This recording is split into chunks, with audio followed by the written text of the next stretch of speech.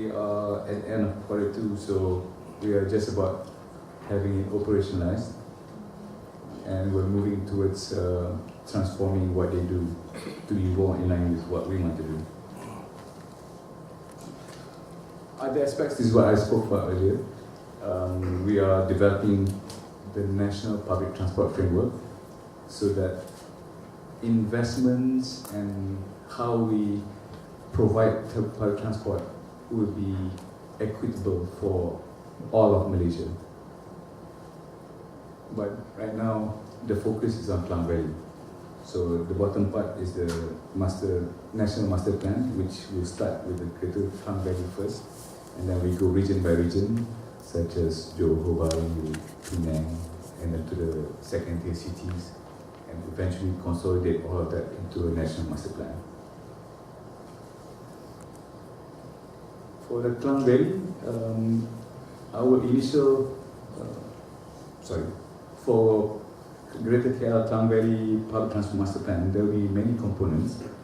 The first one, which we are about to release, is the Urban Rail Development Plan. We are about to finish the bus transformation plan, and then next we have the taxi transformation plan, and then terminal and network, and all of that will constitute the Klang Valley Public Transport Master Plan. We are targeting end of September to release this document, and this will drive all the initiatives that we need to do in order to drive modal share to 50% by 2025.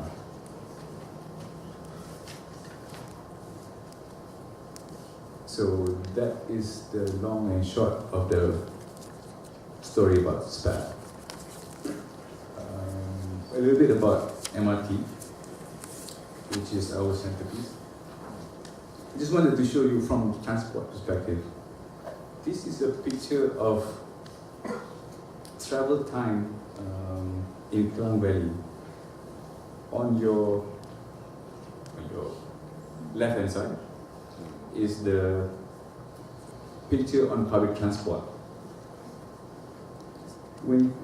What this means is that the colors, dark red means about 300 minutes to get to where you are on the map to the city center. So if you're traveling by public transport today, for most of Klang Valley, it can take up to 300 minutes. That's crazy. That's why most people travel by private transport. Private transport on your right-hand side is mainly green for now.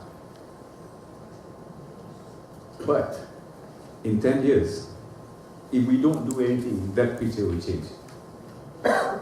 And it's starting to look like this. It doesn't matter whether you're traveling on public transport or private transport, you're going to be in the red zone.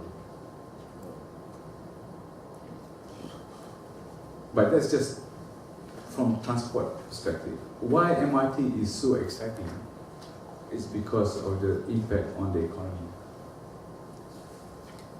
I don't know if you're familiar with the EPP. We have 12 NKEAs, or National Key Economic Areas. The biggest by far is the Greater KL Klang Valley NKEA. That is expected to contribute about 121 billion in GNI, US dollars. Let's not argue about the numbers, but it's big. And if it's successful, it can drive all the other 11 NKEAs.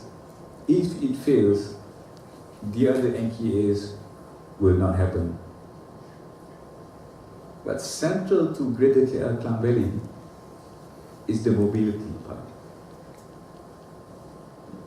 If the picture, like I showed you just now, is red all over, this 121.8 billion is not going to happen. That is why having a major infrastructure project like MRT is key. On its own merit, like I said, as the largest infrastructure project, during construction within the next 10 years, this is an estimate for 3 MRT lines. It will, about 130,000 new jobs will be created during the construction. And that will contribute about 3 to 4 billion per annum in GNI contribution. That 3 to 4 billion will multiply because of the multiplier effect to the economy in other ancillary services like banking, insurance, consultancies. And that effect will generate about 8 to 12 billion a year.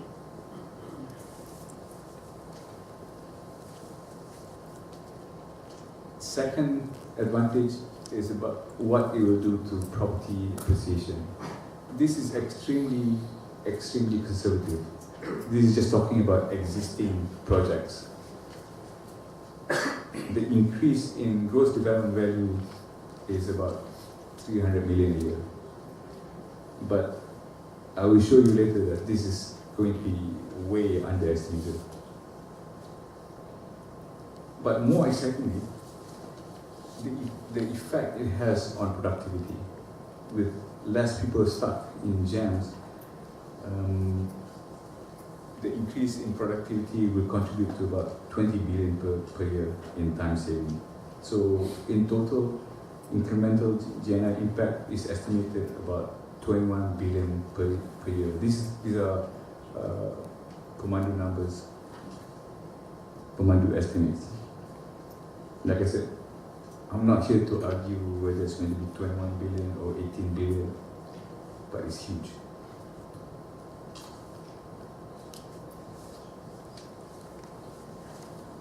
Second, we are banking on the success of ETP, and we expect that to buzz and generate attraction to knowledge workers, expatriates, to create, to generate a population of about 10 million in Klang Valley by 2020. With 10 million in population, that will about double the number of cars that we have. So we can't afford to have all of those people driving every day. So what we're showing is that for one MRT coach will carry enough people that will fit into 3 buses or 177 cars. So our MRT will have about 4 coaches. So multiply by 4. I'm too tired.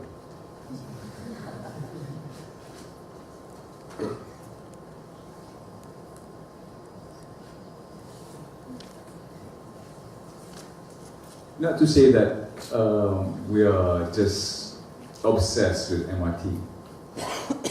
We have looked at various solutions, and there will be places where other solutions will be put in. But for this particular alignment, because of the distance and the capacity required, what you see there in front of you, the vertical axis is the capacity, which translates into passenger per hour per direction. We estimate that we need the biggest capacity possible, which will cater to more than 25,000 people per hour per direction. And distance-wise is around 60 kilometers. And for that, MRT makes sense for this alignment. But for other secondary corridor, we will put in other solutions such as buses and more exciting and upgraded version of buses, the BRT, bus rapid transit, that is in the plans as well. And this particular alignment, Sungai Buloh to Kajang, it actually has been conceived and analyzed in depth in 4 different reports since 2006. So I guess what I'm telling you is that this alignment makes sense.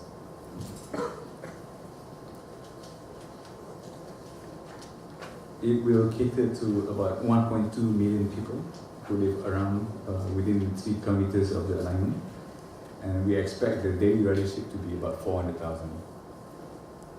The total length based on the current alignment is about 51 kilometers, of which 9.5 kilometers will be underground. We will have about 35 stations, and 8 of which will be underground. Park and ride, we will have 13 multi-story in excess of 500 car bays per parking lot. And we expect for the first line to be completed by 2016 and to be commissioned beginning of 2017. So we got 6 more years to go. This is just a graphical representation of the alignment. By the way, the status of this alignment is that it is on the Prime Minister's desk. We are scheduling some time to discuss with him about several options, especially the flashpoints where people are very loud, and we need to present to him options for him to make the final decision. But this line will be more or less final, and will be announced once the final tweaking is done by end of this month. So if you want detail exactly where it goes, please visit our KV MRT website. I will give you the actual website after the briefing. This is just another chart trying to convince you that this is the right alignment to go first. But I know you bought it already, so. Now about the people involved. SPAD has been entrusted as an agency to supervise the whole construction and development of this infrastructure project. Prasarana has been appointed as the asset owner and operator. That means they get to do the heavy lifting. They have to monitor day in, day out to make sure that the project goes according to plan. But we make sure that they keep their eyes on the ball. Plus, in terms of transport, we have the ultimate authority. But to put simply, if something goes wrong, the government knocks on my head first.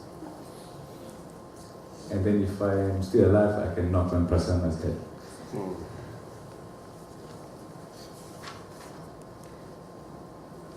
Just to tell you also that things will be done slightly differently than how it was done for LRT.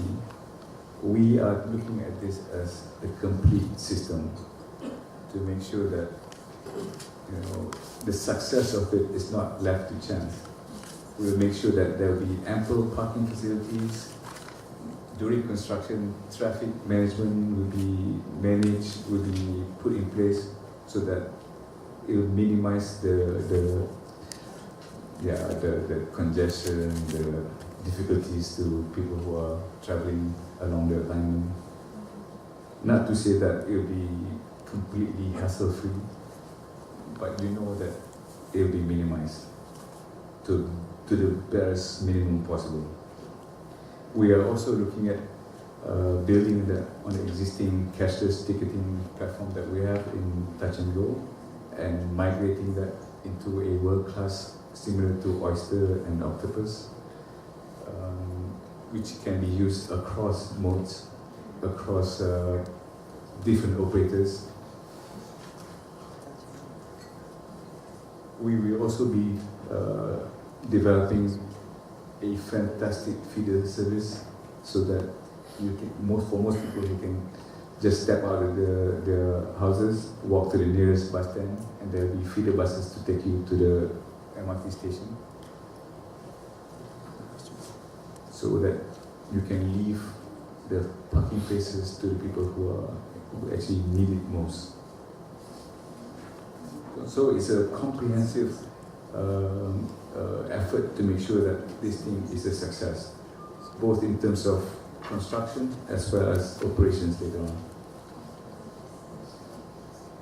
Thanks. It's about convincing you that we will manage the construction in terms of minimizing noise pollution, vibration during operation, social issues,